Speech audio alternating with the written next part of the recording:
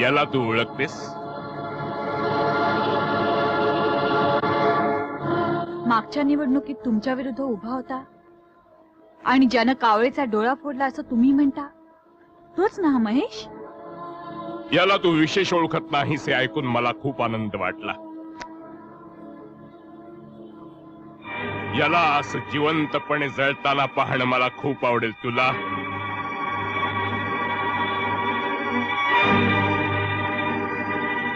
तो निर्दोष असून तुरुंगात गेला असेल तर जिवंतपणे तोच जळत असेल आतल्यात. मात्र या प्रकरणात तुम्ही दोषी असाल तर तुम्हीच पश्चातापानं जळायला हवं. फोटो चालून काय फायदा?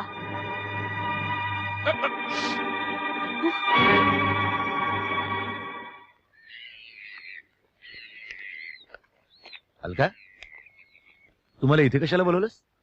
मी बोलावलं? मला कोणीतरी निरोप दिला की तू मला बोलवलंस? नाही, मी नाही तुला निरोप दिला. अलका, अलका.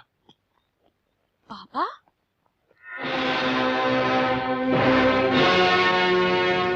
हे तुझे वडील?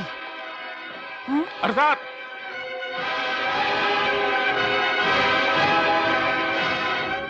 अलका बेटी, आपल्या योजनेप्रमाणे या महेशला तू उल्लू बनवलंस. चांगलं केलंस. अलका, बाबा काहीतरी खोटं सांगू नका. खोटं कशाला सांगेन? खरं सांगू महेश, मला माहित होतं तू जेलमधून सुटशील. तो माझ्या विरुद्ध सुडानं पेटलेला अँग्री यंग मॅन. मला भीती वाटत होती तू माझं आणि माझ्या कन्येचं काहीतरी बरं वाईट करशील, म्हणून आम्ही आधीच प्लॅन केला होता. नाही नाही, मला बोलू दे बेटा. आता लपवण्यात काय अर्थ आहे? बर का महेश, मागे मी तुला स्वखुशीनं 2 लाख रुपये देऊ केले होते, पण त्यावेळी तुझा स्वाभिमान आडवा आला आणि आता माझ्याऐवजी अलकाकडून पैशाची मदत घेऊन तू क्लास उघडलास ना.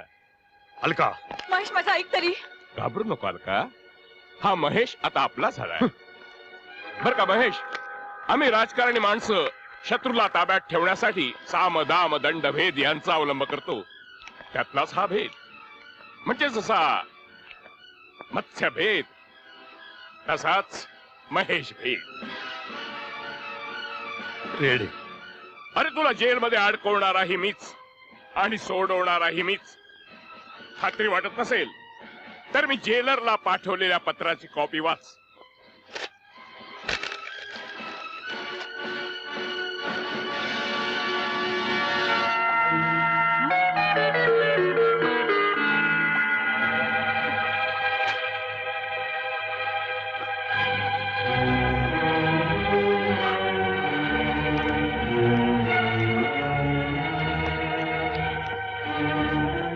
महेश,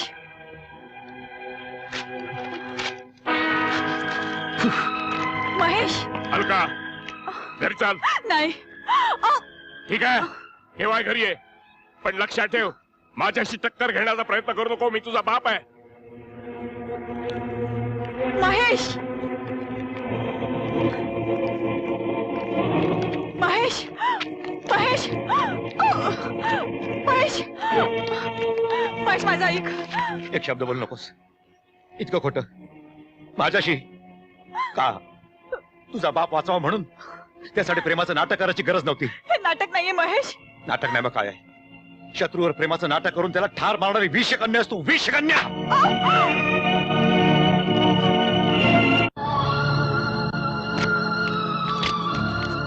दादा, काय हा वेडेपणा? बुद्धीच्या जोरावर जग जिंकू पाहणारा तू आज स्वतःच बुद्धिभ्रष्ट झालास. हो, बुद्धिभ्रष्टता म्हणजे विस्मृती. सगळं विसरून जायचंय मला. भूतकाळ गाडून टाकायचा आहे. जो भूतकाळ विसरतो तो भविष्यकाळ कधीही पाहू शकत नाही. आणि तुझा भविष्यकाळ म्हणजे तुझ्या दुश्मनाला, त्या रेड्याला तुरुंगात गेलेलं पाहिजे ना तुला? नाही, ते आता कदापि शक्य नाही.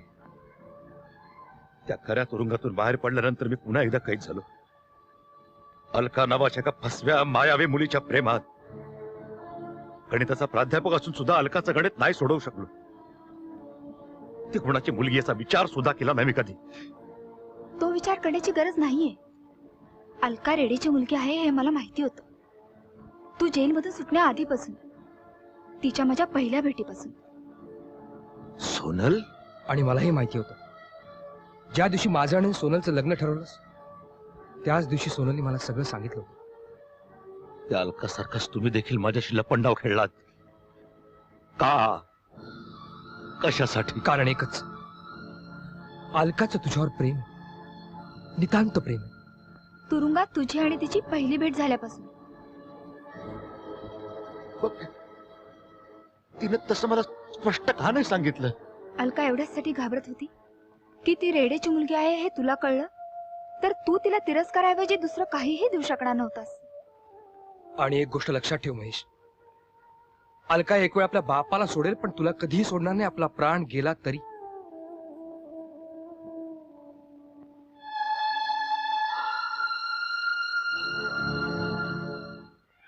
हो मिनिस्टर साहेब, माझ्या मुलीचं तुमच्या मुलाशी लग्न पक्क ठरलं म्हणून समजा. अं? अलकाची पसंती? अहो तिची पसंती आणि माझी पसंती काही वेगळी नाही. हो हा बोला, ऐकतोय ना. हा. आणि बरं का, हो हो अगदी काळजी करू नका. ही विधानसभेची निवडणूक संपल्यावरच लग्नाचा बार ओढून देऊ. हो अगदी धूमधडाक्यानं. हा हा बोला. हो हो अहो अगदी तुमच्या इतका मला साजेल असंच लग्न करू. अगदी वाजत गाजत. हो हो बिलकुल काळजी करू नका. बाबा ठेवा तो फोन. मी महेश शिवाय दुसऱ्या कोणाशीही लग्न करणार नाही. अलका, महेशनं मला अभेरलं तरी मी दुसऱ्या कोणाशीही लग्न करणार नाही. अलका, महेश. अलका, तुझं सगळं म्हणणं ऐकलंय मी. मी देखील तुझ्याशीच लग्न करणार आहे. महेश. कोणीही किती विरोध केला तरी. मात्र लग्नाआधी माझी प्रतिज्ञा पूर्ण झालेली तुला पाहावी लागणार आहे. रेडे, मी तुला तुरुंगात धाडीन. आणि विधानसभेच्या निवडणुकीचे मनसुबे रचू नकोस. मी महेश परळकर निवडणुकीत तुझ्या विरुद्ध उभा राहणार आहे आणि तुला चीत केल्याशिवाय राहणार नाही. महेश, या निवडणुकीत देखील मी तुझ्या बाजूने असेल. All the best.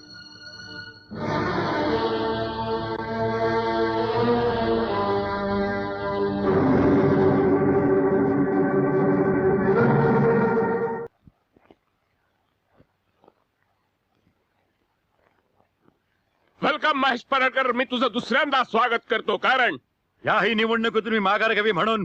बरोबर बोललास मास्तरा. म्हणजे मी नक्की बाजी जिंकणार. हुरळून जाऊ नकोस. मी माघार घेणार नाही. असं सुमारे.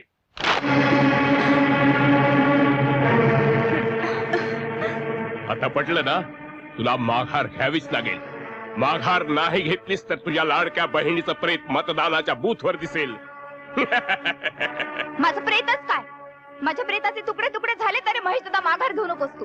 आणि सोनलच्या केसाला जरी धक्का लागला तरी इथल्या इथे डोकं आपटून प्राण देईन मी. समजलं मिस्टर रेडे?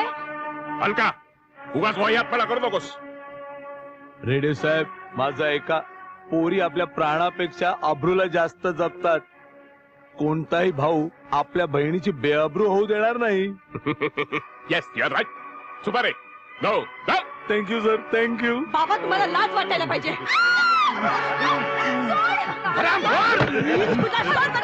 सुपारे, मी तुला अडकीत धरून सोडेन.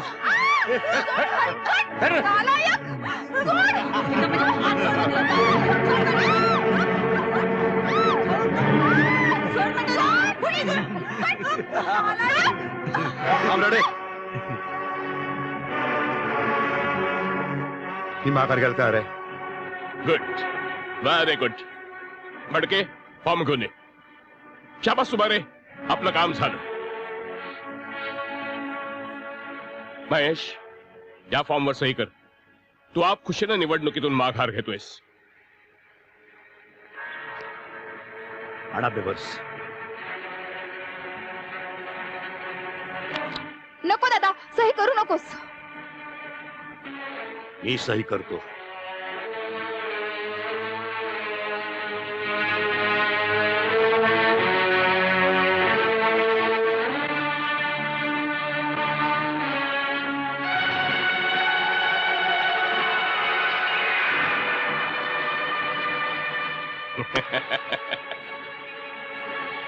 रेडे तू कोण आहेस हे सगळ्या जगाला समजेल.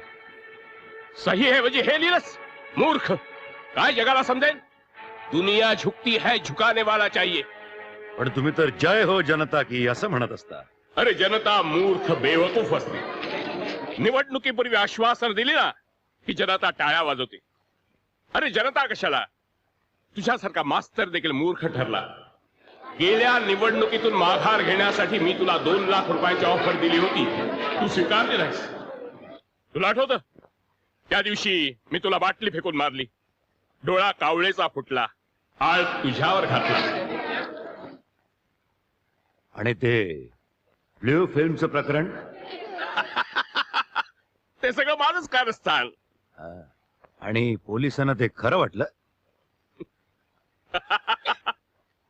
पैसा पैसा सब कुछ बोलता है बेटा. थोडक्यात मी निर्दोष असताना तू प्लॅन करून मला तुरुंगात धाडलंस. Right. You are a clever person. Reddy साहेब बोलू नका. तुमचं बोलणं बाहेर सगळ्यांना ऐकू येते. कुणीतरी बाहेर लाऊडस्पीकर लावले. काय लाऊडस्पीकर लावले. श्यामचं आणि माझं गणित होतं. माझा आवाज जनतेपर्यंत पोहोचवणं. त्याप्रमाणे प्लॅन करून त्याने इथला आवाज बाहेर पोहोचवला. शक्ती श्रेष्ठ की युक्ती श्रेष्ठ तूच ठरव रेडे.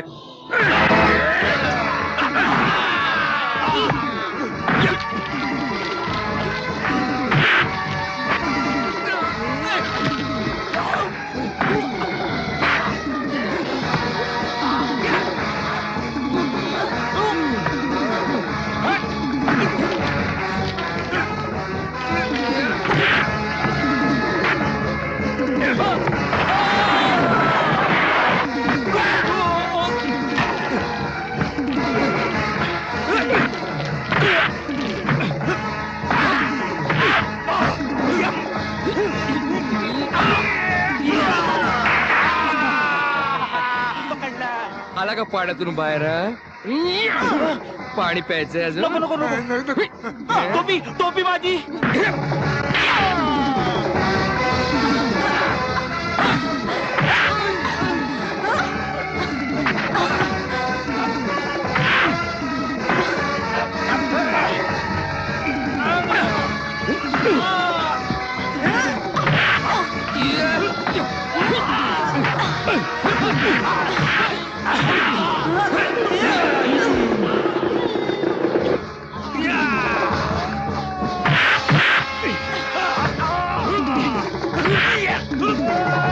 Hello control.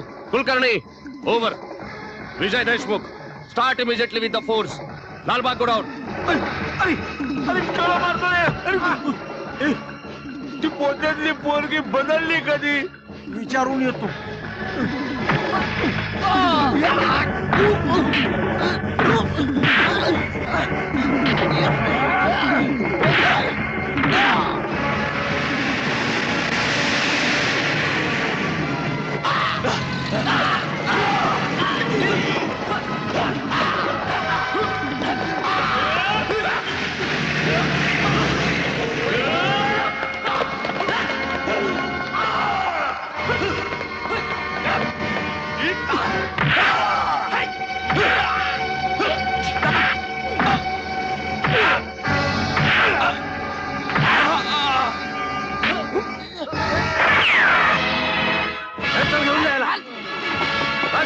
काम नाही सोडू नका. काय केलं वेड्या ठोकायचं सोडा.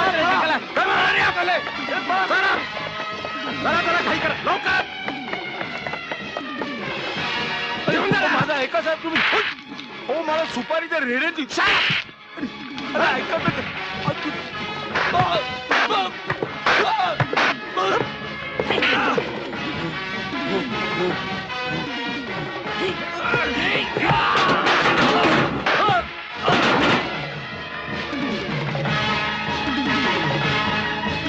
मिस्टर रेडे.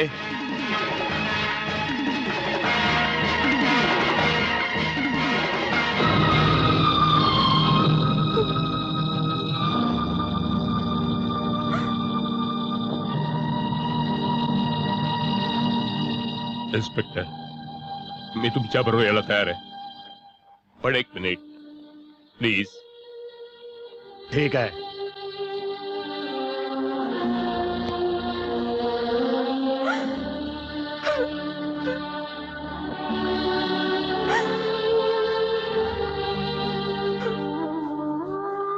महेश, तू जिंकलास, मी हरलो.